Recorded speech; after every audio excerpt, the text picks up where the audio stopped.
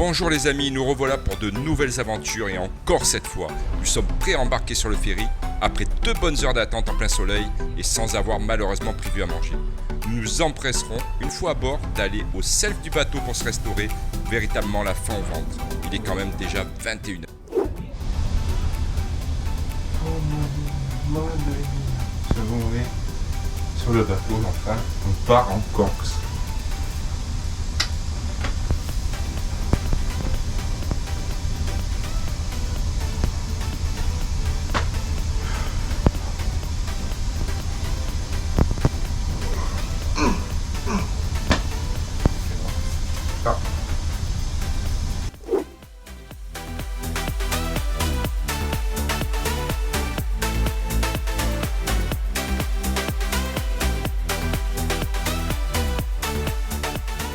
Après 12 heures en mer, nous arrivons enfin à Ajaccio.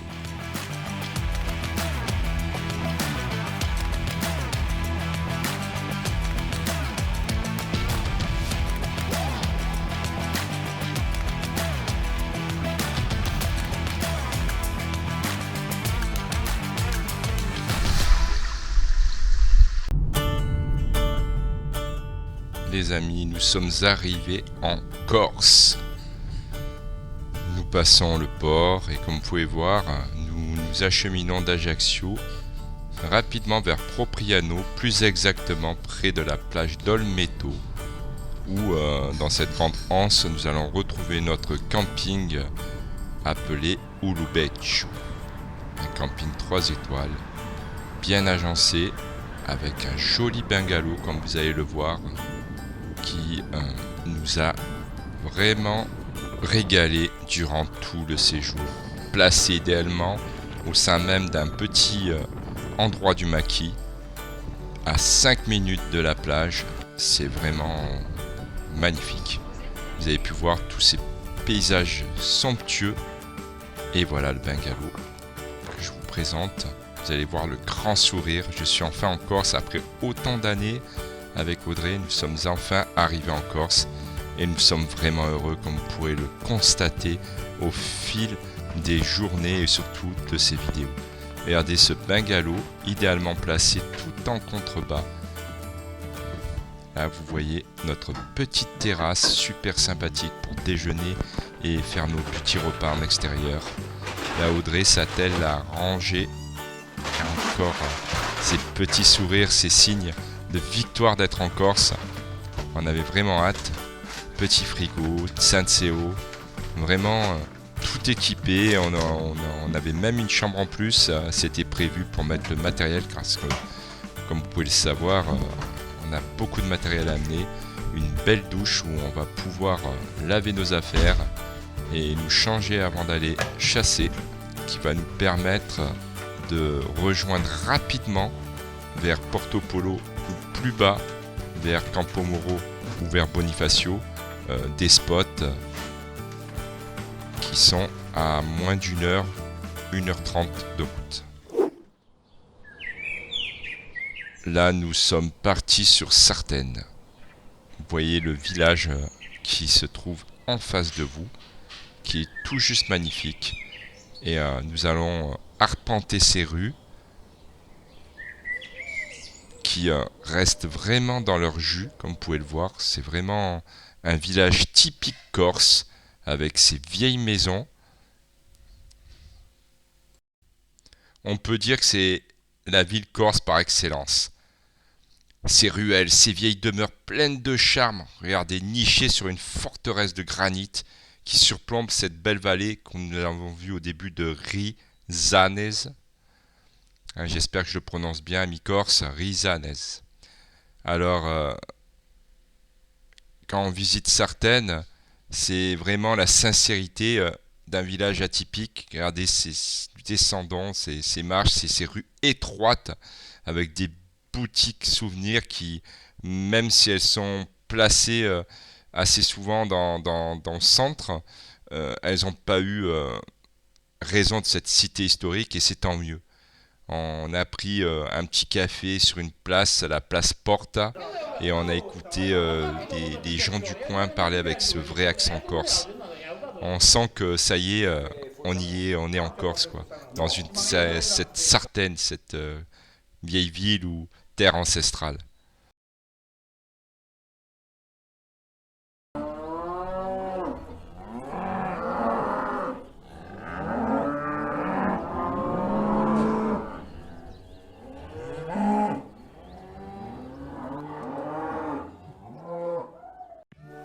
Après Sartène, on a poussé un petit peu plus loin et on est allé du côté de Porto Vecchio, la baie de Santa Giulia, ce fameux lagon baignant au pied d'une montagne sur des kilomètres de sable blanc et fin, l'une des plages les plus célèbres de la Corse du Sud, avec ses eaux peu profondes qui en font un véritable jardin de la mer. On est dans la plage de Santa Giulia. Magnifique, je vous laisse apprécier ces eaux cristallines et surtout ce paysage, malgré le fait que c'est parsemé d'hôtels et de complexes, c'est vraiment magnifique.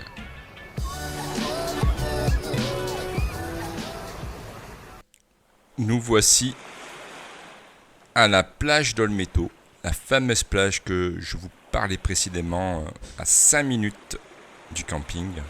On a décidé d'aller faire une petite partie de snorkeling afin de se mettre déjà dans l'immersion de ces fonds.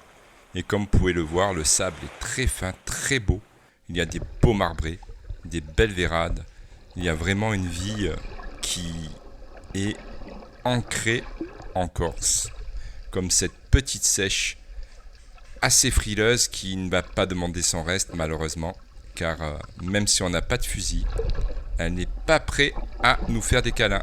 Comme on est parti précipitamment, on a complètement oublié de prendre du poids, au moins quelques kilos pour pouvoir descendre et surtout tenir dans 2 mètres de fond. Et on a galéré pour faire des images sous-marines.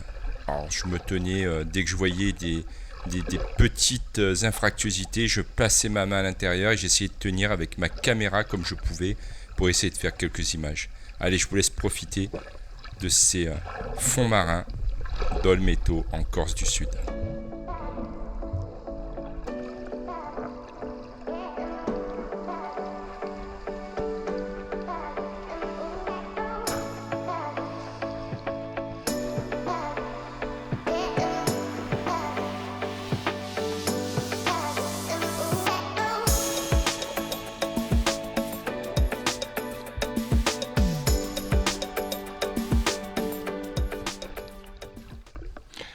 Ces eaux nous ont mis l'eau à la bouche et revoilà nos amis les vaches. On fonce au camping se restaurer et aller vite se coucher car on est chaud pour se faire au lever du jour une petite chasse sous-marine du Corte d'Olmeto. Allez, let's go vers le camping.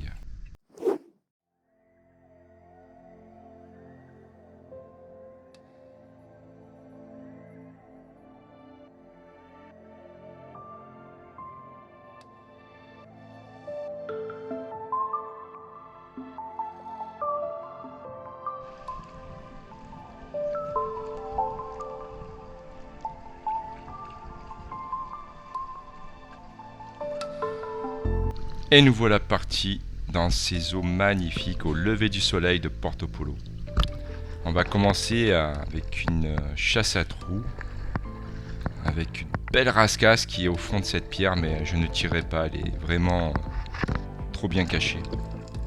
Là, j'ai fait un tir sur une mue, j'ai premier raté, premier tir. Allez, on désespère pas, on va continuer. Audrey a trouvé un super spot, elle décide de faire un bel agachon. Mais comme vous pouvez le voir, les courants très forts en surface, ont bougé sa bouée qui est vraiment s'est mis devant elle et casse son agachon. Elle fera plus attention comme moi-même à poster nos bouées bien en arrière car vraiment les courants étaient très puissants et en surface à amener nos bouées devant nous à chaque fois. Faisait fuir le poisson. Là, je décide de faire une indienne de surface. J'ai vu que le poisson était très électrique, ça bougeait dans tous les sens. Je me dis, il doit y avoir un prédateur. Je ne sais pas lequel, mais il est dans les parages, ça c'est sûr. Allez, là je décharge. J'ai repéré depuis la surface une jolie sèche. Je me dis, il est temps, plus d'une demi-heure de chasse. Il faut qu'on mange, c'est le but. Au bungalow, on n'a pas grand-chose, le frigo est vide. Allez, il va venir rejoindre en premier l'accroche-poisson. Audrey qui descend à l'agachon, encore une fois. Elle a senti elle aussi que quelque chose se passait. Lorsqu'on a vu passer les muges à 200 à l'heure, on aurait dit des pélamides ou des bonites. Donc il faut persévérer. Peut-être ça va payer. En tout cas, il faut qu'on sache ce qui se passe. Là, vous allez voir sur la gauche, elle va repérer un très joli sard, mais qui ne sera jamais à portée de tir. Donc elle ne lâchera pas un tir sur cette cible. Mais ce qui est dommage. Ils sont vraiment peureux. Et là, j'ai décidé de tirer un labre-vert, vu le peu de poissons. Il est entre les failles, il décide de se faufiler, j'attends, je vois qu'il se stabilise et il n'ira pas plus loin. Je vais lâcher le tir sur lui. Premier poisson, un labre-vert. Je fonce sur lui car il n'a pas traversé l'ardillon et je l'aide avec ma main, regardez, hop. Et ne pas perdre la pièce. En plus là, ça fait plus de 2 heures qu'on chasse, on est fatigué. On a repéré une petite plagette pas très loin. On s'est dit, on va aller se reposer. Regardez, elle est là. On va se reposer ici, s'hydrater un petit peu, se détendre un petit peu. Il faut faire très attention en chasse sous-marine à toujours prendre de soin, de bien s'hydrater, de ne pas pousser son corps. Là, on sait qu'après, on va pouvoir reprendre tranquillement notre chasse. Alors là, j'ai repéré un chapon, mais on n'arrive pas à le capter sur la caméra. Il est vraiment au fond et la caméra étant trop haute. Je vais même jusqu'à décharger mon fusil car je voulais vraiment tirer un chapon ce jour-là. Je ne sais pas, j'avais envie de tirer un joli chapon. Je voulais manger un chapon. Voilà, c'est comme ça. Malheureusement, on n'en verra pas. Et le seul que je vois qui s'est enfui, s'est mis sous cette pierre, est vraiment petit et je déciderai de le laisser grandir encore un peu. Car c'est dommage de tirer des pièces de cette qualité sous-maillées. Vaut mieux respecter les mailles. Et ça y est, là, Audrey qui descend. Vous allez voir, derrière cette Posidonie, elle va monter un joli rouget. Elle va attendre qu'il décolle. Vous voyez, elle a déchargé son fusil. Là, c'est bon, il va tourner. Et tire pleine face. Premier rouget pour Audrey, qui va rejoindre l'accroche-poisson. Elle va en tirer d'ailleurs plusieurs. Elle va faire une belle brochette de rouget. Moi-même, j'en ai repéré un aussi. Je me dis, allez, il n'y a pas de raison. Mais je ne vais pas le tirer. Il est vraiment petit. Et je vais juste le suivre en me disant dans ma tête, je le tire pas, je le tire pas. Bah non. Finalement, je le filme et je le tire pas.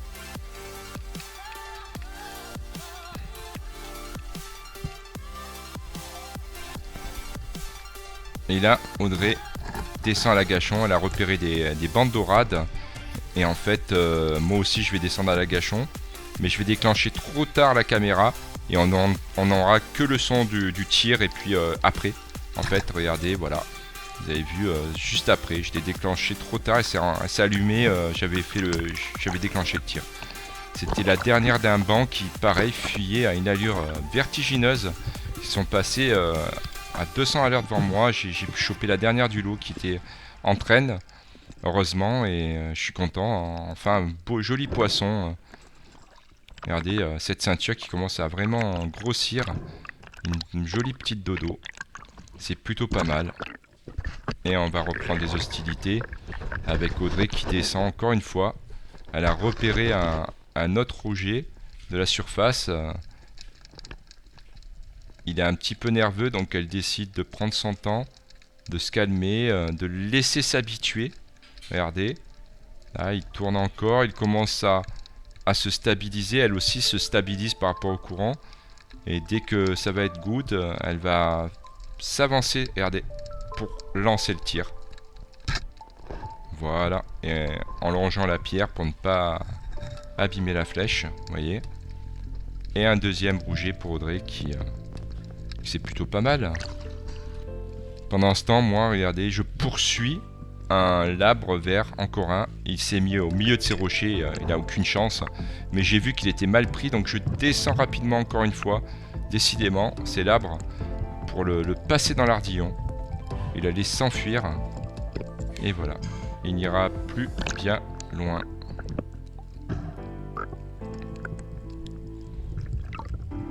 Encore un joli poisson. Et oui, Audrey l'a vu. Un rouget, un beau rouget qui s'est posé sur cette pierre, vous le voyez. Et il est là, tranquille. Et là, il se repose avec ce petit brin de soleil. Mais Audrey l'a vu. Et elle va lâcher son tir. Voilà, un petit peu bas. C'est pour ça qu'elle se précipite. Il se débat et il est en train de se déchirer, regardez. Vraiment, elle le chope au dernier moment. Elle n'a pas tiré sur la flèche justement pour pas se déchirer. Et cette image magnifique avec le soleil de ce rouget. Alors toujours électrique et beaucoup de courant. On se tient, regardez, pour faire la ventilation, on se tient avec le bout des flèches sur les rochers. Parce que ça bouge dans tous les sens. Et on va faire des agachons encore successifs. Sur celui-ci, je ne verrai rien. Mais Audrey, qui fait un agachon plus loin, elle pensait avoir déclenché la caméra. Mais en fait non. Et elle va rater un très très gros bara. Un bara de presque 1m80, 2 mètres de long. Il devait faire 7-8 kg. Et je pense que c'est celui-ci qui mettait tant d'effervescence sous l'eau. C'est pour ça si peu de poissons et surtout du poisson énervé, fuyant. Je pense que ça a dû chasser cette nuit et ce matin à l'aube, il en restait encore un gros spécimen qui faisait peur à tout le monde, même au loup, puisqu'on a vu un beau loup partir à 200 km/h. Donc on comprend mieux. Là j'essaye d'aligner mais trop loin, je ne déclencherai pas le tir. Mais bon, dommage qu'elle ait raté ce bara et surtout qu'elle n'ait pas pu filmer même le tir raté. Là, j'ai repéré une jolie sèche encore une fois. Elle était sur le sable, elle m'a vu, elle essaie de s'enfuir et de se cacher sous cette pierre. Mais non, je l'ai vue, j'attends qu'elle monte le bout de ses tentacules et regardez, je lâche le tir.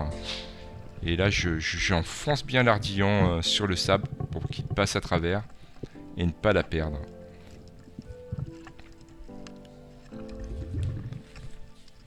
Encore une jolie sèche. Notre ceinture commence à être plutôt pas mal, même s'il y avait peu de poissons. Alors là, elle fait un agachon et derrière cet agachon, encore un souci de coordination au niveau de l'allumage de la caméra pour Audrey. Mais regardez, elle a pas filmé le tir. Il est sur le fil. Elle vient juste de le tirer après cet agachon. Un petit banc. Moi, j'en verrai un autre juste après, vous allez voir. Plutôt maligne. Et là, regardez. Un joli dorin qui est plutôt pas mal.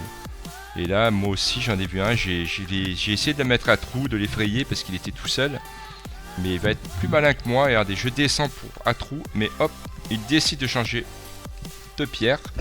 Je la poursuis. Je lâche pas l'affaire. La pierre est vraiment très difficile, surtout avec un long fusil de 110. Même déchargé, j'ai du mal. Et elle va passer en fait de l'autre côté. Et elle va se mêler à un banc de sope, un petit banc de sope, je n'arriverai pas à l'aligner. Et elle va s'enfuir. Trop forte, vraiment trop forte. Regardez, hop, elle va sortir par là. Le temps que je la voie, les sopes, qu'elle s'écarte, c'était trop tard, j'étais pas assez chargé, j'aurais raté le tir. Là c'est un 75 avec une Crécy avec une flèche trident sur un rouget, j'ai testé, je peux vous dire c'est redoutable. Regardez ça. Aucune chance pour ce rouget qui a été tué net, plutôt pas mal. Il aurait dû servir au chapon mais malheureusement on n'en a pas croisé d'autres que ce tout petit, donc il n'aura pas servi beaucoup. Et voilà, ainsi s'achève cette première chasse sous-marine. Audrey avec son dernier agachon. Ensuite on ira sur la plage se faire un petit casse-croûte, un petit pique-nique. Je vous laisse avec ces images magnifiques de ces fonds de Porto Polo. Et je vous dis à tout de suite pour ce petit casse-croûte improvisé sur la plage.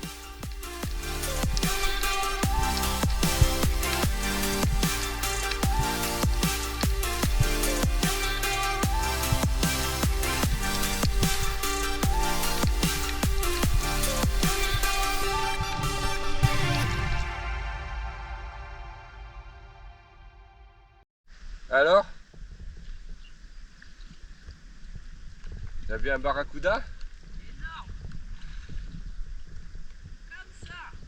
Il est où? Plus grand que moi. Il est où? Il est parti. Raté. Bon, on va écailler le poisson.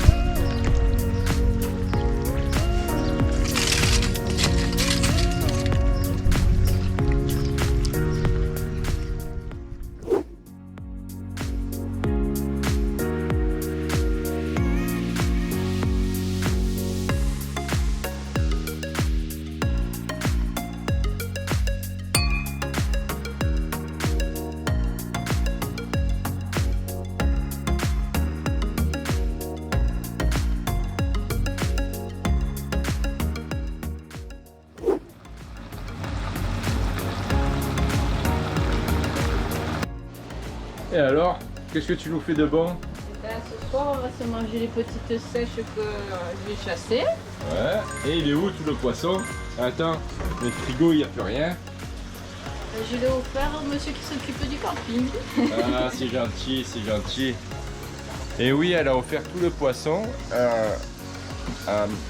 au monsieur qui nous a placé, qui s'occupe du gamin, le réceptionniste, voilà. Hein? On va pas le manger et puis on y retourne dans 2 jours, donc ça nous fait le repas.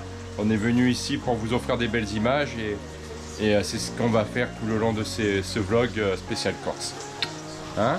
Oh là là là, on va se régaler avec des petites tomates cerises du coin, oignons, voilà, et un peu de riz. Voilà, magnifique.